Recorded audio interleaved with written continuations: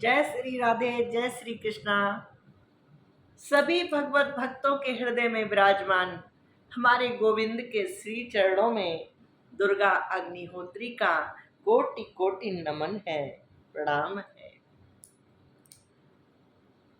आज बहुत सुंदर कथा है, अद्भुत कथा है, पूरी ध्यान से सुनिएगा। जब परीक्षित को श्रृंगी का साप लगा, उसके बाद परीक्षित संसार से दूर हो गए। उनका मोह एकदम से भंग हो गया। एक क्षण में, एक सेकंड में उनका मोह चला गया। हम बहुत सुंदर कथा सुनाने का प्रयास करेंगे। उसके पहले भगवान के श्री चरणों में हाजिरी लगा लें, 1 मिनट उन्हें याद कर लें। कृष्णं नारायणं वंदे, कृष्णं वंदे ब्रजप्रियं, कृष्णं द्वैपायनं वंदे, कृष्णं वंदे प्रथासुतम्। हे कृष्ण करुणा सिंधु, दीनबंधु जगतपते, गोपेश गोपी कांत, राधा कांत नमोस्तुते। कृष्ण गोविंद गोविंद गोपाल नंदलाल, राधे गोविंद गोविंद गोपाल नंदलाल। कृष्ण गोविंद गोविंद गोपाल नंदलाल, राधे गोविंद गोविंद गोपाल नंदलाल। हे गोपाल नंदलाल, हे गोपाल नंदलाल, गोपाल नंदलाल, हे गोपाल नंदलाल। कृष्ण गोविंद गोविंद गोपाल नंदलाल, राधे गोविंद गोविंद गोपाल नंदलाल। मुख चंद्र मनोहर देखे बिना, मुख चंद्र मनोहर देखे बिना, अब तो सुख मोहन होता नहीं। तुम माया के भेष धरो जितने, पर अब पहचानूंगा धोखा नहीं, पर अब पहचानूंगा धोखा नहीं। सच यादों में आपके आ गया मैं, दिल में जग का निज सोता नहीं। यदि चित्त चुराते नहीं तुम तो, यदि चित्त चुराते नहीं तुम तो, कभी भूल के इतना मैं रोता नहीं, कभी भूल के इतना मैं रोता नहीं। गोपाल नंदलाल, हे गोपाल नंदलाल, गोपाल नंदलाल, हे गोपाल नंदलाल। गोविंद चले आओ, गोपाल चले आओ। 4 मिनट हो गए। मैंने सोचा था 1 मिनट गोविंद को याद करूंगी, लेकिन गोविंद के ध्यान में जो खो जाए, बस गया काम से।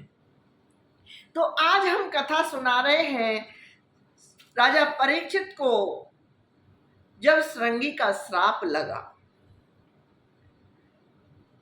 तो उन्होंने बहुत गहरी सांस ली। जब खबर मिली कि श्रृंगी ने श्राप दिया है, ब्राह्मण आया खबर लेकर, तो उसको प्रणाम किया। बोले, तुम्हारी बड़ी कृपा जो तुमने हमें बता दिया।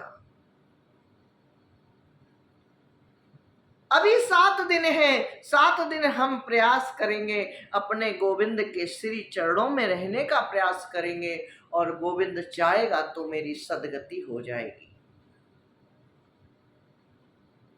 जनमेजय को बुलाया, सिंहासन पर बिठाया और अपनी पत्नी को बुलाया, बोले पूजा की थाल लाओ। पूजा की थाल पत्नी लेकर आई, जन्मेजय का राज तिलक कर दिया। बोले बेटा आज से इस सिंहासन पर बैठकर तुम प्रजा का पालन करना, ठीक उसी तरह से जैसे मैं करता आया। मैं जा रहा हूं, मेरे पीछे नहीं आना, मुझे याद नहीं करना, मुझे ज्यादा याद नहीं करना, तुम पृथ्वी का पालन करना, तुम्हारा जन्म पृथ्वी पालन के लिए हुआ है। पत्नी को समझा दिया, बोले तुम धैर्य धारण करना, मैं जा रहा हूं, मेरे पीछे नहीं आना। इतना कहकर पत्नी को बोलकर, जन्मेजय को बोलकर अपने सभी पुत्रों को 10 मिनट के अंदर जो बता सकते थे बता दिया और परीक्षित चल पड़े, गंगा की तरफ चल पड़े। गंगा जी पर पहुंचे, कानो कान समीक मुनि जो थे ना, कोई साधारण मुनि नहीं थे, ये बहुत बड़े ऋषि थे। और ऋषियों के आश्रमों में अगर कोई घटना होती है तो वो बहुत जल्दी सभी ऋषि मुनियों को पता चल जाती है। कानों कान खबर हो गई, सबको पता चल गया, श्रृंगी ने परीक्षित को साप दिया है। और परीक्षित गंगा किनारे पहुंच रहे हैं, अतः सभी चल पड़े, सभी गंगा किनारे पहुंच गए और भगवान के ने इशारा किया, बोले सुखदेव तुम्हारी परीक्षित को बहुत आवश्यकता है, तुम जाओ उसे ढाढ़स बंधाओ। जब सुखदेव जी चल दिए,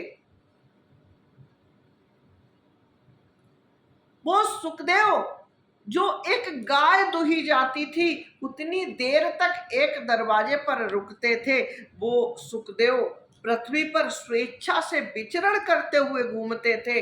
किसी की उपेक्षा न रखने वाले व्यास नंदन श्री सुखदेव जी भगवान के आदेश पर गंगा किनारे चल दिए और एक क्षण बीता ही था, बहुत ज्यादा समय नहीं लगा, वो परीक्षित के पास पहुंच गए। और जब परीक्षित के पास पहुंच गए तो राधा रानी ने सोचा कि ये कथा सुनाएंगे कैसे। अभी परीक्षित ने कुछ कहा नहीं, देखो परीक्षित ने कुछ कहा नहीं, सभी ऋषि मुनि एकत्र हो गए, आ गए। भगवान जब व्यवस्था बनाता तो कैसे होता है, मैं वो समझाने का प्रयास कर रही हूं। अभी परीक्षित ने कुछ कहा नहीं, गंगा किनारे आए ही हैं और सभी ऋषि मुनि एकत्र हो गए। राधा रानी आ गई, भगवान ने श्री सुखदेव जी को भेज दिया। राधा रानी ने कहा, एक आसन दिया, बोले आप इस पर विराजमान हो जाइए।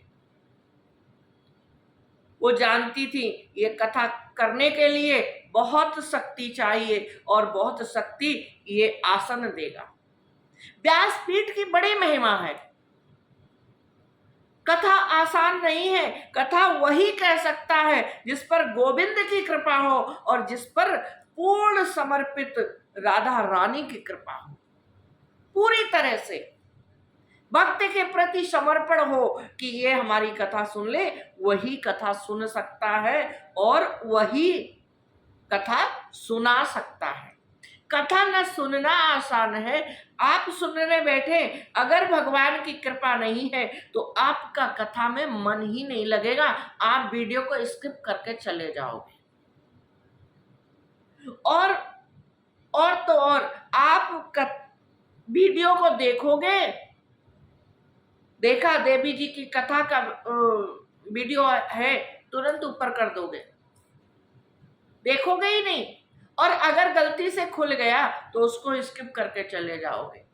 लेकिन जब भगवान की कृपा होती है तो इंसान सुनता है, और जब भगवान की कृपा है तो होती है, तब सुनाने वाला आचार्य आता है और वो उसको जब शक्ति देता है भगवान, तो वो कथा सुनाने लगता है। अब श्री सुखदेव जी आसन पर विराजमान हो गए। परीक्षित आए, उन्होंने साष्टांग प्रणाम किया। बोले अहो भाग्य हमारे, ऊपर की तरफ देखा, बोले गोविंद तुमने गुरु को भेज दिया, गुरु को भेज दिया, भक्तों को भेज दिया। आप क्या करना चाहते हो? कुछ अच्छा कर दो। मुझे पता है तुम अच्छा ही करोगे, लेकिन फिर भी प्रार्थना कर रहा हूं, कुछ अच्छा कर दो। अब श्री सुखदेव जी से कहा, प्रभु आप आए, हमें बहुत खुशी हुई, लेकिन आपसे हम कुछ प्रश्न कर रहे हैं। अता पृच्छामि संसिद्ध योगी नाम परम गुरुम पुरुष इष्ये यत कार्य म्रियमाणस्य सर्वथा।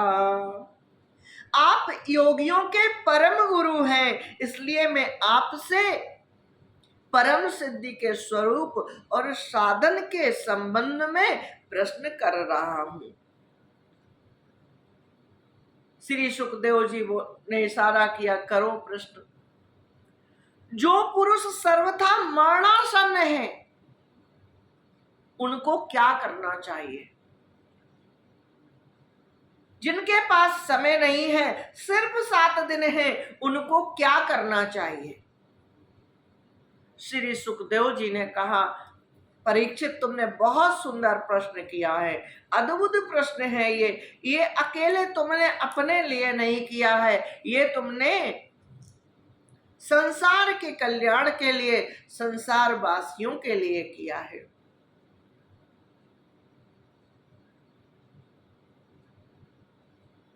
तुम्हारे पास तो अभी पूरे 7 दिन हैं,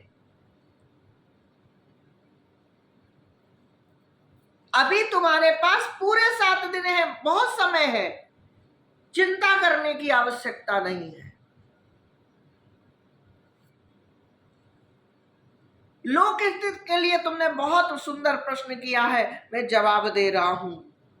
खटवागो नाम राजर्षिर ज्ञात बेयत्ता मिहायुषा मुहूर्तात सर्वमुत सज्य गतवान भयम हरिम। राजर्षि खटवाग अपनी आयु की समाप्ति का समय जानकर, उसको पता चल गया, 2 घड़ी पहले उसको पता चला कि मेरा अंतिम समय है, और उसने भगवान को प्राप्त कर लिया। सब कुछ त्याग कर भगवान के अभय पद को प्राप्त कर लिया। सिर्फ 2 घड़ी उसके पास बची थी, उसने भगवान को जब पा लिया, तो अभी तुम्हारे पास तो पूरे 7 दिन है। परीक्षित ने कहा, प्रभु 7 दिन तो हैं, लेकिन इस बीच में हम करेंगे क्या? आप हमें कुछ आदेश करिए, कुछ रास्ता दिखाइए।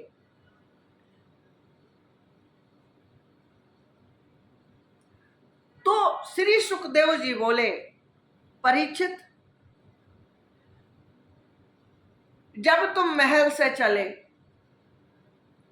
श्रृंगी ने तुम्हें साप दिया और तुम महल से चले, उससे पहले जब श्रृंगी ने साप दिया, भगवान ने हमें इशारा किया, गोविंद ने कहा कि तुम जाओ और परीक्षित को श्रीमद् भागवत कथा सुनाओ।